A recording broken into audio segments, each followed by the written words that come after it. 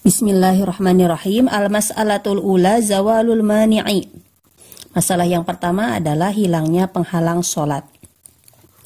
Idza tahuratil haidu awin nufasa'u qabla khurujil waqti walau biqadri zamanin yasa'u takbirata ihrami fa aktsara wajaba qada'u lis sholati dzalikal waqti bi syarataini taliyaini. Yang pertama adalah hilangnya penghalang sholat. Penghalang sholat itu diantaranya haid, nifas, gila, kemudian ayan. Nah, ketika seorang wanita haid, karena di konteksnya kita bahas ilmu haid dan nifas, jadi yang dicontohkan memang haid dan nifas. Jadi ketika seorang wanita haid atau wanita nifas, darah haid dan darah nifasnya ini suci atau berhenti sebelum keluar waktu sholat. Contoh, dia berhenti darahnya di waktu asar sebelum keluar waktu sholat asar. Misalkan akhir waktu sholat asarnya jam 6. Ya berarti dia suci sebelum keluar jam 6. Walau biqadri zamanin yasa'u takbirata ihrami fa aksaro. Walaupun sucinya ini sebelum keluar waktu sholat asarnya ini hanya seukuran waktu yang cukup untuk takbiratul ihram. Allahu Akbar. Itu paling cuma 10 detik. Jadi 10 detik ke atas ada sisa waktu sebelum keluar waktu sholat asar. Dia mengalami suci di waktu sholat asar tersebut. Misalkan seorang wanita suci dari haid jam 6 kurang 10 detik. Dan 10 detik ini cukup untuk takbiratul ihram. Maka dia wajib qada sholat tersebut. Wajabal qada'u li sholati dzalikal waqti. Tapi ini ada syaratnya. Jadi ada syaratnya, ini nanti ada 2 syarat. Nah, bagaimana kalau sucinya jam 5 sore? Ya kalau jam 5 sore itu kan ada waktu 1 jam lagi menuju jam 6. 1 jam itu cukup untuk sholat ada. Jadi sholat asarnya bukan qada, tapi sholat ada. Sholat pada waktunya. Nah sekarang kita bahas mengenai kewajiban tadi ketika dia berhenti. Kita kembali lagi ke masalah yang tadi. Ketika seorang wanita misalkan berhenti 10 detik sebelum masuk berakhirnya waktu sholat asar. Dia berhenti 10 detik sebelum berakhir waktu sholat asar, maka dia wajib untuk qada sholat asar tersebut dengan 2 syarat. Yang pertama, baqa'us salamati minal mawani'i biqadri ma yasa'u taharata wa kadza baqiyatus syuruti sholati.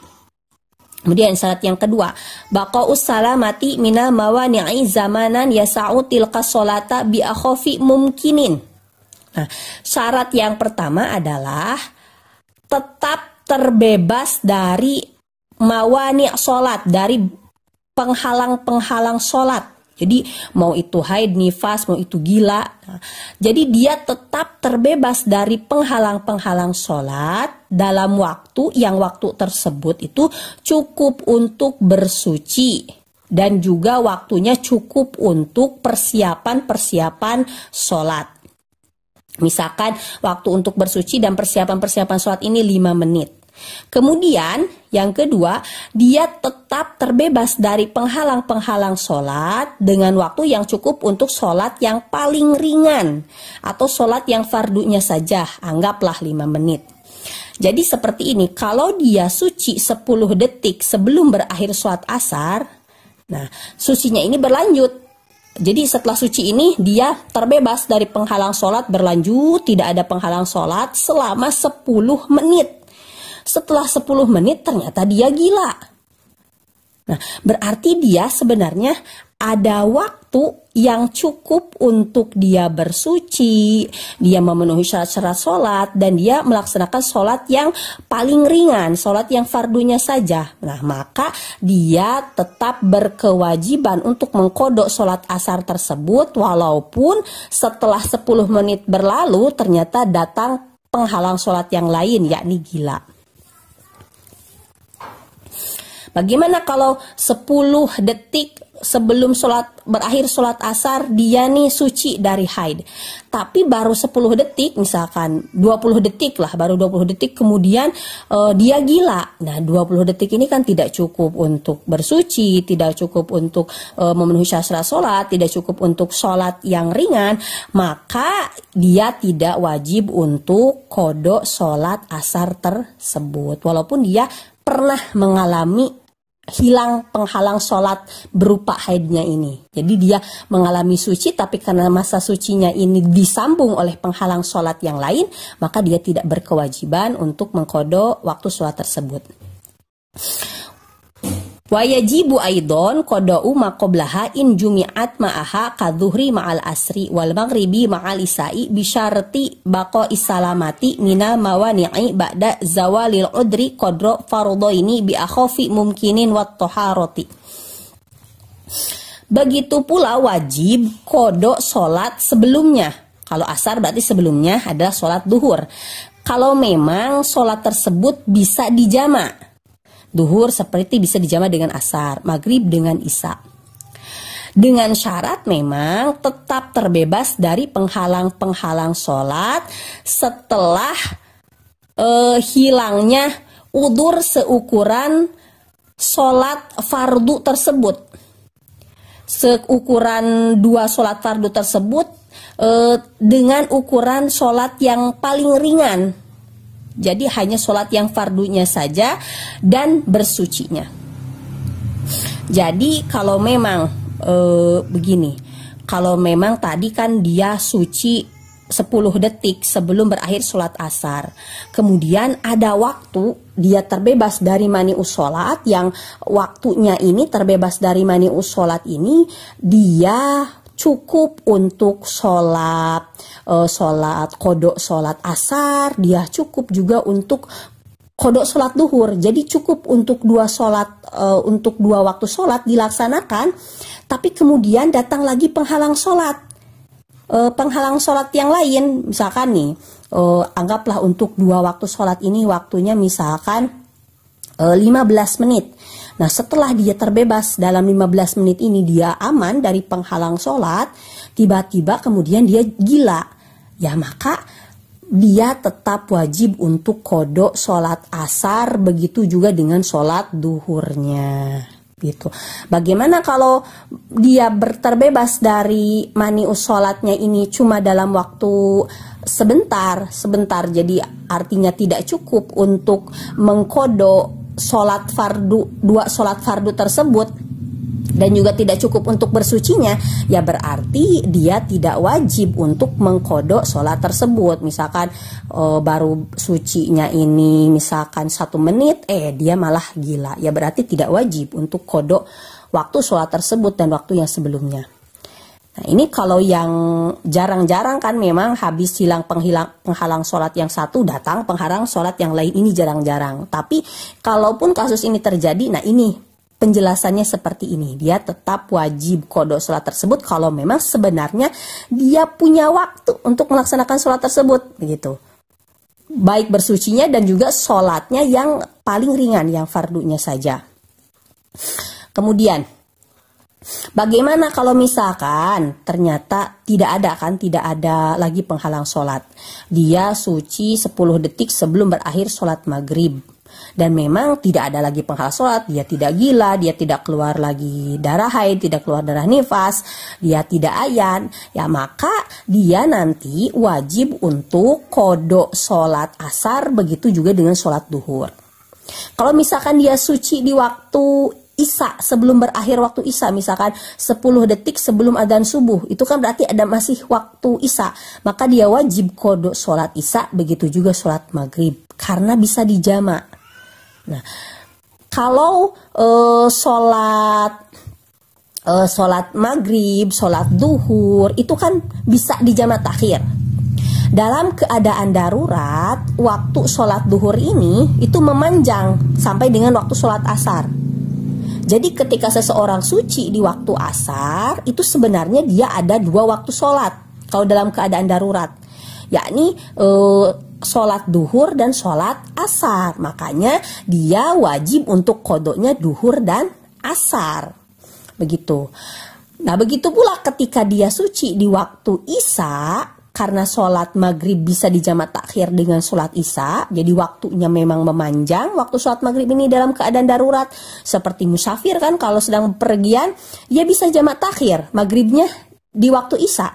Itu maghrib di waktu isya bukan kodok maghrib, tapi itu memang sholat maghrib ada, bukan sholat kodok. Niatnya kan gak niat kodok, ya berarti di situ di waktu sholat isya ada waktu sholat maghrib kalau memang dalam keadaan darurat. Dan wanita yang suci dari haid dan nifas itu masuk dalam kategori waktu yang darurat, sehingga ketika dia suci di waktu sholat isya, maka dia wajib kodok isya dan maghrib kalau memang isyanya gak bisa ada ya. Bagaimana kalau misalkan isyanya bisa sholat ada, ya berarti sholat isyanya ada, sholat maghribnya kodo. Atau suci di waktu asar jam 5, berarti asarnya sholat ada, zuhurnya sholat kodo. Tapi kalau yang mepet-mepet waktu sucinya seperti tadi 10 detik sebelum sholat berakhirnya sholat asar, berarti asarnya kodo, zuhurnya juga kodo. Di catatan kakinya bisa dilihat bahwa ini ditukil dari kitab Bushrul Karim Sohifah 170, bahwa pendapat yang mengatakan wanita haid wajib mengkodok sholat tersebut juga wajib mengkodok sholat yang sebelumnya kalau memang bisa dijamak, itu diriwayatkan dari Imam Abdurrahman bin Auf, Imam Ibnu Abbas, Imam Tawus, Imam Mujahid, Imam Nakhai, Imam Zuhri, Imam Rabi'ah, Imam Malik, Imam Lais, Imam Syafi'i, Imam Ishaq, Imam Abu Thawr. Dan berkata Imam Ahmad bahwa umumnya para generasi tabi'in itu berpendapat bahwa memang wajib kodonya itu bukan cuma sholat waktu tersebut saja, tapi harus dengan sholat yang sebelumnya kalau memang bisa dijamak. Nah, kecuali Imam Hasan saja. Kalau menurut Imam Hasan tidak wajib kodok sholat sebelumnya. Jadi yang wajib dikodok itu kalau misalkan suci di waktu asar 10 menit sebelum berakhir waktu asar, ya wajibnya hanya kodok sholat asar saja menurut pendapat Imam Hasan. Tapi kalau menurut pendapat imam yang lain yang tadi telah disebutkan, itu wajibnya kodoknya asar beserta duhurnya karena bisa dijamak. Wa ilaika amthilati lima taqaddama. Nah, ini beberapa contoh untuk menjelaskan keterangan yang tadi. Yang pertama, misalun lau tahurat qabla khurujil waqti asri bi khamsi daqaiqa fa innahu yajibu 'alaihal asru wa kadzalika adh-dhuhru idza tawaffarat syurutus sabiqatu. Seorang wanita misalnya suci dari haidnya sebelum keluar waktu sholat asar 5 menit. Jadi misalkan 5 menit sebelum keluar waktu sholat asar, dia suci dari haid. Maka wajib baginya untuk sholat asar. Nah, karena 5 menit ini tidak cukup untuk bersuci dan untuk sholat asar, berarti sholat asarnya kodok. Begitu pula dia wajib untuk kodok sholat duhur. Kalau memang memenuhi syarat-syarat yang tadi, 2 syarat yang tadi, yaitu tetap terbebas dari penghalang-penghalang sholat, seukuran bersuci, persiapan sholat, dan juga seukuran sholat yang paling ringannya. Yang kedua, lau tahurat minal haidi qoblal maghribi bi khamsi daqaiqa thumma ba'da maghribi bi rubu'i sa'atin ughmiya 'alaiha fa innahu yajibu 'alaiha qada'u dhuhri ma'al asri li'annahu tawaffarati syurutus sabiqatu wa kadzalika maghribu kama sayati fi mas'alati saniyah. Yang kedua, contoh seorang wanita suci dari haid adalah sebelum berakhirnya waktu sholat maghrib. Suci sebelum maksudnya begini, dia suci sebelum masuk sholat maghrib, berarti sucinya di waktu sholat asar 5 menit sebelum waktu maghrib. Nah, kemudian setelah waktu maghrib sekitar rubu'i sa'atin, sekitar 1/4 jam, dia kemudian gila. Jadi setelah 15 menit kemudian dia gila. Nah, maka wajib baginya qodho sholat duhur dan asar. Kenapa? Ya karena tadi dia ada waktu suci di waktu asar, 5 menit sebelum berakhir waktu asar dia suci. Berarti dia ada qodho asar dan juga qodho sholat duhur karena bisa dijamak duhur dengan asarnya. Nah kemudian karena setelah itu dia kemudian ayan, kemudian dia ayan, dan ayannya ini telah berlewatnya waktu sholat maghrib 15 menit. Karena 15 menit ini sebenarnya dia cukup untuk waktu untuk melaksanakan sholat maghrib, ya, maka dia juga wajib untuk qodho sholat maghrib. Jadi di sini di contoh yang ini dia wajib qodho sholatnya sholat duhur, sholat asar, begitu pula sholat maghribnya. Karena memang dalam contoh ini dia memenuhi syarat-syarat yang telah disebutkan tadi. Bagaimana kalau misalkan suci nih di waktu subuh, sebelum berakhir waktu subuh, misalkan jam 5 dia suci, ya berarti dia sholat subuh saja, sholat ada. Kalau misalkan 5 menit sebelum berakhir waktu subuh suci, ya berarti qodho subuh saja. Tidak dengan sholat sebelumnya, karena kan sholat subuh tidak bisa dijamak. Atau suci di waktu zuhur. Nah, kalau suci di waktu zuhur, apakah dia wajib qodho dengan asar? Ya tidak, kan kalau suci di waktu zuhur, asar sudah dalam kondisi suci, ya berarti asarnya nanti sholat ada. Karena waktu asarnya di depan gitu, sholat asarnya belum, berarti kan dia sudah suci duluan. Nanti pas sholat asar sudah bisa dilaksanakan dalam kondisi dia telah suci. Itulah yang dapat dijelaskan, dipaparkan untuk kesempatan kali ini. Semoga ada manfaatnya dan mudah untuk dipahami. Apabila ada kesalahan mohon untuk dikoreksi. Wabillahi taufiq wal hidayah. Wassalamualaikum warahmatullahi wabarakatuh.